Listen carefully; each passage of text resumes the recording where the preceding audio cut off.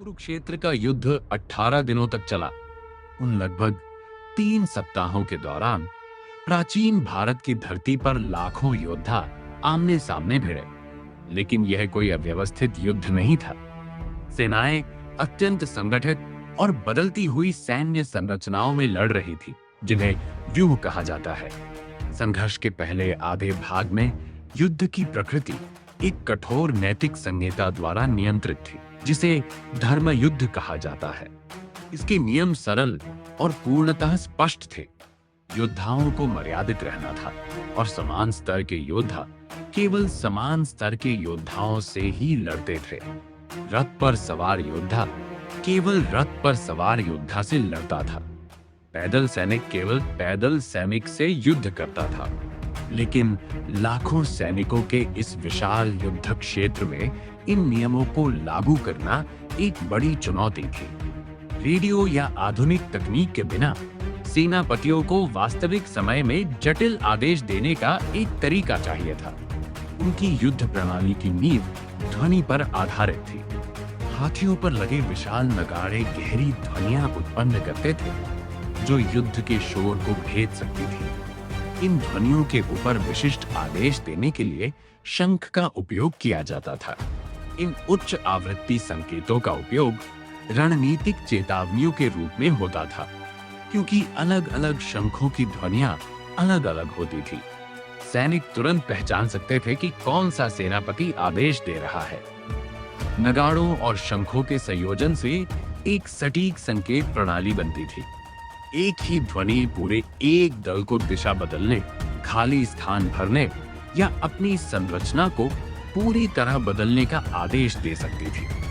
इस ध्वनि आधारित तंत्र के माध्यम से एक विशाल सेना एक जीवंत और प्रतिक्रियाशील प्रणाली बन जाती थी। हर गतिविधि पूर्ण समन्वय और अनुशासन में होती थी। पहले 10 दिनों तक भीष्म पितामह के नेतृत्व में यह युद्ध एक विशाल और घातक शतरंज के खेल जैसा प्रतीत होता था। हर व्यू का सामना एक सटीक प्रतिव्यूह से किया जाता था। यहाँ पांडवों का क्रॉच व्यू देखा जा सकता है। इसका नुकीला अग्रभाग सामने से आक्रमण करता है, जबकि इसके फैले हुए पंख शत्रु को घेर लेते हैं। इसके उत्तर में कौरवों ने गरुड़ व्यू बनाया। ऊपर से झपट्टा मारते हुए यह व्यू शत्रु के फैलाव को निष्क्रिय कर देता है। यदि कोई सेना दबाव में आ जाती तो वह कूर्म व्यू में सिमट जाती। भारी पैदल सेना एक साथ सघन होकर एक कवच जैसी संरचना बना लेती, जो प्रबल आक्रमण को भी सहन कर सकती थी।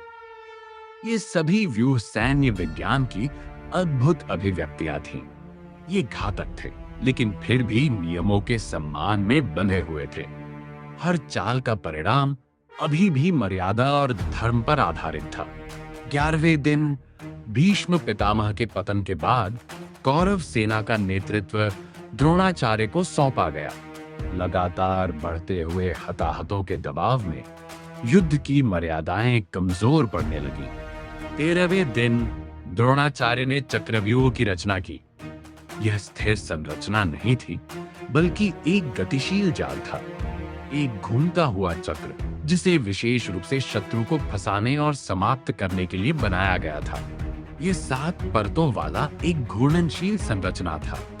बाहरी परतों में सामान्य सैनिक होते थे, और जैसे जैसे केंद्र की ओर बढ़ते हैं, सैनिकों की क्षमता और घनत्व बढ़ता जाता है। अंदर की परतें विपरीत दिशाओं में चलती रहती थी, जिससे भीतर प्रवेश करने वाले के लिए भ्रम और थकान उत्पन्न होती थी। जब कोई सैनिक आगे बढ़कर आक्रमण करता, तो वह पीछे एक छोटा सा खाली स्थान छोड़ देता। तुरंत पूरी परत आगे खिसक जाती और उस स्थान को भर देती। यह एक स्वयं को बंद करने वाली संरचना थी। चक्रव्यूह एक मानवीय भंवर जैसा था। एक बार शत्रु भीतर प्रवेश कर जाता, तो प्रवेश द्वार पीछे से बंद हो जाता। उसी 13वें दिन अर्जुन के पुत्र अभिमन्यु ने चक्रव्यूह को भेद दिया, लेकिन उनके सहयोगी बाहर ही रोक दिए गए। घूमती हुई परतें उनके पीछे बंद हो गई और वे केंद्र में पूरी तरह अकेले रह गए।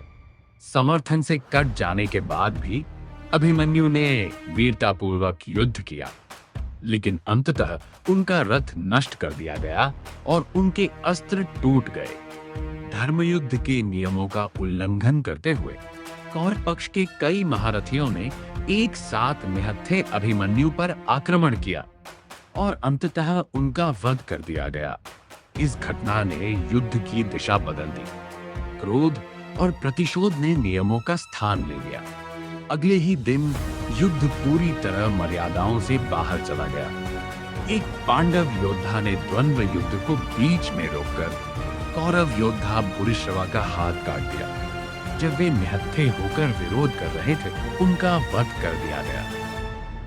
15वें दिन छल युद्ध के उच्चतम स्तर तक पहुंच गया। पांडवों ने द्रोणाचार्य को यह विश्वास दिलाया कि उनके पुत्र अश्वत्थामा का निधन हो गया है। शोक में उन्होंने अपने अस्त्र त्याग दिए और उसी अवस्था में उनका वध कर दिया गया। चक्रव्यूह एक महान सैन्य उपलब्धि था, लेकिन उसके उपयोग ने युद्ध की आत्मा को तोड़ दिया। धर्म और मर्यादा का स्थान अब निर्दयता और प्रतिशोध ने ले लिया था। अंतिम दिनों में कर्ण के नेतृत्व में युद्ध और भी कठोर हो गया। व्यूह अब सम्मानजनक युद्ध के साधन नहीं रहे, बल्कि केवल जीवित रहने के उपकरण बन गए। पद्मव्यूह इसका उदाहरण है। यह शत्रु को भ्रमित करने के लिए बनाया गया था। इसके स्तर बाहर की ओर खुलते हैं और शत्रु को भीतर खींचने के बाद अचानक बंद हो जाते हैं।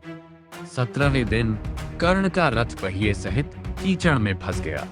जब वे उसे निकालने के लिए नीचे उतरे और निहत्थे थे, अर्जुन ने उनका वध कर दिया। 18वें दिन की रात तक युद्ध भूमि पर सूर्य अस्त हो चुका था और सभी संरचनाएं समाप्त हो चुकी थीं। इसके बाद जो हुआ वह युद्ध के नियमों का पूर्ण पतन था।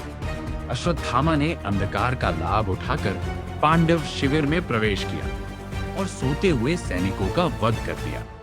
महाभारत का यह युद्ध केवल सैन्य रणनीति का उदाहरण नहीं है, बल्कि यह एक गंभीर चेतावनी भी है। जब युद्ध की नैतिकता समाप्त हो जाती है, तो रणनीतिक बुद्धिमत्ता केवल विनाश को तेज कर देती है।